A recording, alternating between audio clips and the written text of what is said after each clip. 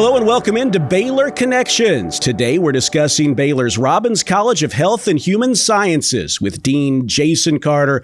A lot of exciting things taking place in the Robbins College, growth in the ways they equip those in the health industry and more to serve in their communities and beyond. And so much to discuss today with Jason Carter. And Jason, like I said, a lot of exciting things taking place at Robbins. Thanks for joining us to share. Oh, thanks, Derek. It's a pleasure to be here. What an awesome time of year this is here at Baylor, Christmas, and I just love this time of year with our students. Students have a little extra spring in their step. They do. Yeah. They're a little stressed. Sure. Coming into the end here with final exams coming up soon, but a lot of excitement in Robbins.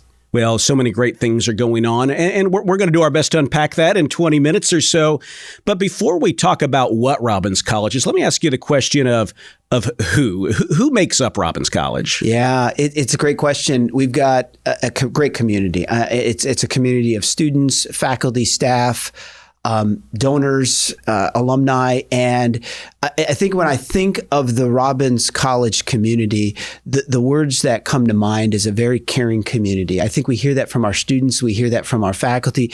There's a deep, deep sense of who we are and our Christian mission and our foundation in that. And that we know our North Star. Our North Star is our students. We often talk about that. Our faculty know that. Our staff know that. Our donors know that.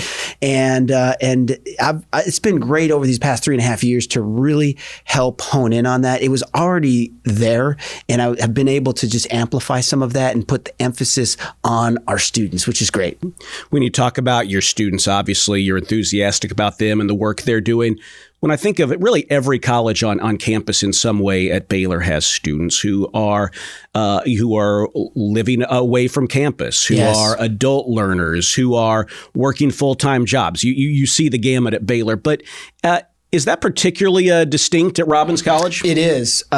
We launched the hybrid-based graduate programs in Robbins, and like 10 years ago, we had 100 graduate students or so, and we're over 1,300. Wow. I mean, almost 1 in 4 graduate students at Baylor's in Robbins College now. So we have the physical therapy program, the occupational therapy program, the speech path, the PA, can go on with all these professionally based programs now, and most of them are hybrid-based. So we have students from all over the country. We still have most of them coming from Texas and our surrounding area, but it's a really unique because we've got this online hybrid engine for our graduate education and then the more traditional residential experience for our undergrads. And it's just such a wonderful mix of sorts for our faculty. It keeps them engaged. It keeps them thinking innovatively. And so, of all the colleges out there, and maybe we have the benefit of the Board of Regents launching this program in 2014, and we had the foresight to look back at what has Baylor done really well. How can we honor the history of Baylor, but then we aren't tied to some of that history, and how can we do things innovatively and differently? And I think Robbins exemplifies that with the way our students and our faculty and our staff operate. I think an obvious answer to this question is, health and human sciences, but what ties together the different departments at Robbins College? What's the thread that brings you all together? Yeah, well, we often, most of our degrees are geared towards healthcare, but not all of them. We've got a great and very, very strong interior design program. It's been one of our fastest growing programs. And just 3 weeks ago, the Board of Regents passed a new master's program, a master's in architecture that we're going to launch in another year. I'm really excited about that. So when we think about some of those ancillary programs that aren't like directly in healthcare, it's still about human flourishing. And even our interior design program, it's very focused on hospitals. And we see in the literature how important your environment is to healing. And so everything still focuses on health and human flourishing. And that's the commonality across every program in the Robbins College.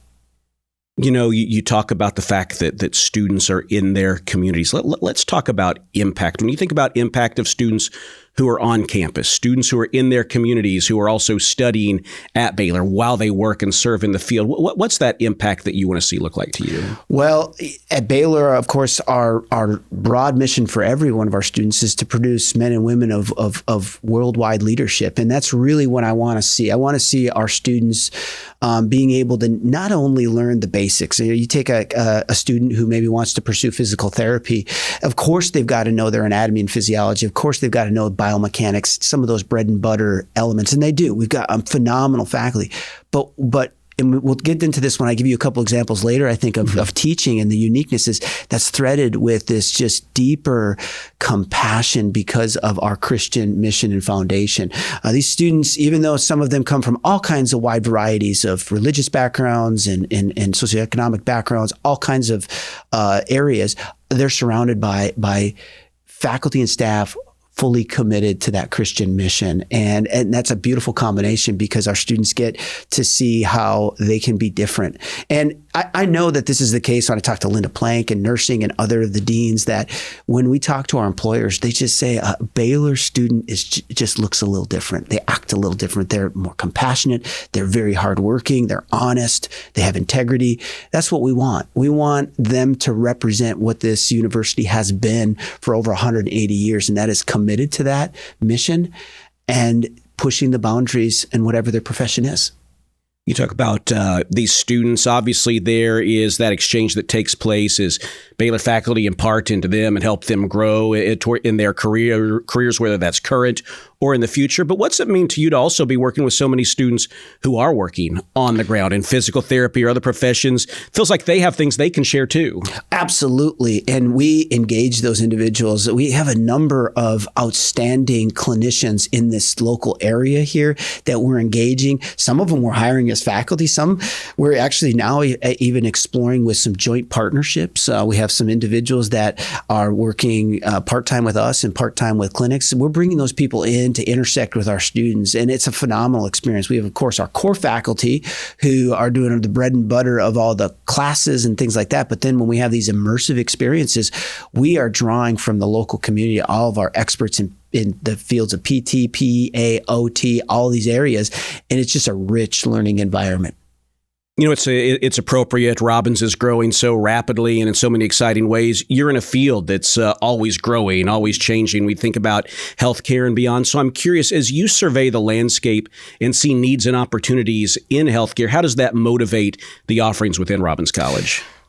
That's a great question. And we're at a time right now where I think across this country, we're all trying to bolster up how do we support these students. And, you know, with changes nationally with how student loans are going to be operating into the future, we have to get more and more creative with how we support these students, make this degree affordable and get them into the field. So I think we're always surveying for opportunities. That's why we launched the PA program a year ago. We got this beautiful fourth floor cash-in facility now for our immersives and our simulation spaces.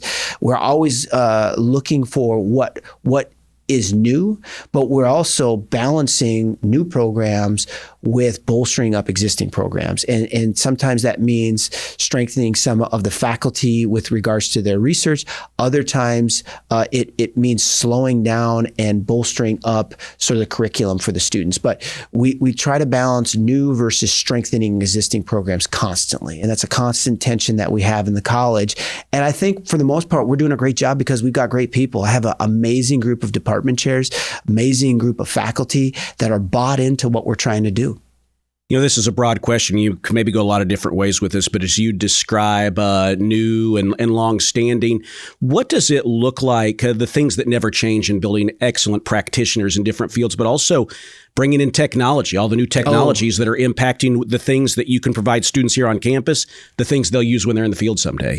Yeah, back to the simulation space and why that's so important. It's just amazing what we can do now with simulations and prepare our students before they get into the field, right? Whether it's a PA or whoever it is, absolutely mind-blowing simulations that can now be done so that our students aren't seeing that for the first time when they're in clinic.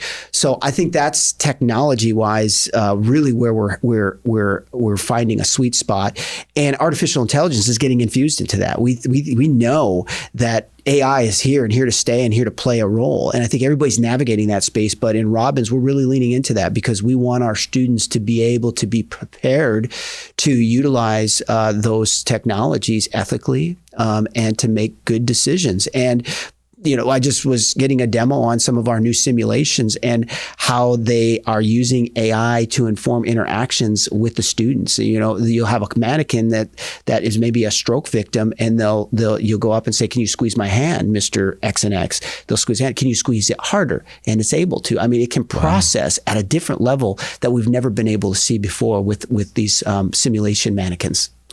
As you describe this, I think you all must have so many different interesting things, you and your faculty, as you talk shop, if you will, things that are changing in the field, things that are opportunities for Baylor. What are some of the things that come to the forefront when you all get excited talking about the opportunities you have before you? What are some of those conversations like when you're thinking about ways you can all serve students? Well, I think right now, there's a heavy emphasis in the Robbins College because we're finally catching up and having these programs maturing. PT's been around for a while now. OT, we're launching PA, but they're off to an amazing start. And of course, a long-standing, strong program in communication sciences disorders is how do they work together now? Because our students, students don't work in their future careers in isolation. They got to work together. You get a stroke victim, and they're going to see a speech pathologist, possibly for helping them to swallow. You're going to see an occupational therapist, a physical therapist, a PA may be attending. And so what really gets our faculty jazzed up right now is the idea of interprofessional education opportunities, where we bring these students in and expose them to a scenario that is not only challenging, but requires others. They don't have the expertise to handle all of it, and bring them in teams, whether it's a speech pathology student working with a PA and an OT, and they get a case study and they have to figure this thing out together. That's real world application. And so that gets our faculty very, very excited. It's a big part of our strategic plan within the college that aligns with Baylor's new strategic plan, Baylor and Deeds, which is all about interdisciplinary everything, interdisciplinary research, interdisciplinary teaching, doing things in a very complicated world. When you talk about the strategic plan, when you talk about addressing issues in health, chronic diseases, that's a big part of that, which I guess gives you even more exciting ways to look at how can we contribute to what Baylor's doing? How can we contribute to needs the world has? Absolutely. And we're really so thankful to have, the support of President Livingstone, Provost Brickhouse, that really are leaning into that strategic plan and wanting to see us have a larger influence on society, because health care needs are not going away. They're only getting worse. And no matter what you say, AI can be used as a wonderful tool. It will not replace the people aspect of it. And so how do we infuse those kinds of things? That is really, the strategic plan was kind of being built as AI was coming on the scene, and yet everything within it still allows us to incorporate artificial intelligence into what we're doing and technologies into what we're doing. But you cannot get rid of the humanistic component. It's crazy to think that these students now, and some that you're probably recruiting, are going to be, somewhere along the way, there's going to be that first generation that this is what's always been. And you're preparing that. It's crazy to think. We are. And we're learning as we go, right? There's no playbook for this. Yeah. Mm-hmm. We are learning as we go. We're talking to other people. But I find as I talk to other deans and other leaders across the country, we're all navigating this, and we're sharing best practices. And I think the fact that Baylor, prior to mine, I'm very grateful for so much, but very grateful to have the prior leadership and the current leadership and everybody kind of have this vision of this hybrid graduate education. We launched those programs before COVID. Mm-hmm. And so we were kind of first to market. And so we've navigated this space, and people nationally look to Baylor's Robbins College programs as the benchmark. Our PT program came in number 47 or number 43, I think, in the U.S. News and World Report, first initial ranking for PT programs. I'll be honest, we were like, boy, I really hope we're top 100. And wouldn't it be great if we were top 50? Our colleagues think highly of what we're doing here, and we're doing it right because we've invested right. And we're not doing this for some sort of, monetary reasons. We're doing it because we believe in the mission, and we believe our students have a lot to offer. When Linda says the world needs a Baylor, we're in. And we think the world needs more Robbins College students that can serve God by serving others. Well, As you describe that, let's paint a picture of the ways that you're imparting in those students. I think when you talk about the PT program, it speaks to, some of the online programs, speaks to innovation, as you said before COVID. What does innovation look like in teaching and research at Robbins College? I am so impressed with our faculty and how innovative they are when it comes to their teaching and research. They will push the boundaries. They are not afraid to experiment if they think it's going to benefit the students. And then by experimenting, they're also very willing to adapt if it's not working. Just to give you a couple examples, on the teaching side, our faculty across the college are doing absolutely amazing work with flipped classrooms, with case studies, with real world type of situations that are pushing the boundaries, the simulations we talked about earlier. And then getting really creative. The one that comes to mind a lot, and especially when I talk to our donors who are passionate about our mission, they're passionate about Baylor being a Christian R1 university, trying to do something no other is really doing. And we have a faculty member in our HHPR program who teaches some anatomy and physiology, and he uses the crucifixion as an example of a way to teach anatomy, the bone structures, the muscle structures. And then he follows that up with some optional devotionals with the students that the vast majority of them do. So we get to teach about these complicated body systems and do it through a biblical view. And It's really special. You're not going to get that everywhere in the country. You'll get that here at Baylor. And yet our students are incredibly well prepared, always do well when they go to medical school, PT schools, whether it's our PT, other PT schools, we get great feedback. So we're preparing them, and we're preparing them in a uniquely different manner. And, on research, to kind of come to the second part of that question, so many areas of research in Robbins that are so exciting. It's our, we had a fourfold increase in research funding this past year. And despite all the things happening and you hear about, we had a banner year. Our faculty are getting grants and research in all kinds of areas. The area, though, that I think is worth highlighting that has kind of occurred naturally, kind of grassroots, is this work that we're doing on cancer and cancer cachexia. So there's the muscle wasting associated with cancer. And I can remember a couple of years ago, I'm very pleased with the type of faculty we're hiring now. I think that R1 status has changed the way people look at wanting to come here. They're still firm in their Christian faith, but they want to be at a place that values research. And we did a reference check on this postdoc that was down at MD Anderson. And the faculty member in the lab she worked with said, we've never seen a postdoc change the way we think about exercise and cancer as much as she has. And we were so fortunate to be able to land her here. She's part of that cancer cachexia team. We've got some amazing faculty here doing great work on things that are very, very important to society today. That's exciting. Well, we'll have to have some of your faculty on this program to discuss the work that they're doing in the future here. Jason, as we head into the final few minutes, a couple of questions. I want to ask you that idea of community. Your students are going to go out and they're going to work in communities, or they are currently. When you think of students as the product, if you will, it's communities that they're going to impact. What does that mean to Robbins? Yeah, we're constantly preparing our students for the complexities of society today. Baylor in large has launched this kind of civil discourse series, right? Where we are in a broken world. And so we're going to have people with differences of opinion. We're going to have people that we have to navigate complicated situations. And so we're preparing our students to do that, to serve their communities, to love their neighbor, no matter the circumstance. When you are a doctor or a physical therapist or a speech pathologist, you don't get to choose if you agree or disagree with that patient. You serve that patient. And I think of no other model that's more Christ-like than that.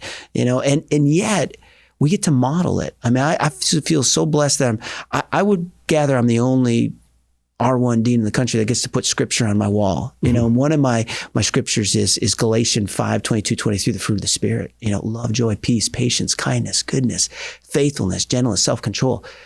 That's what we try and aspire to do to prepare our students for their communities.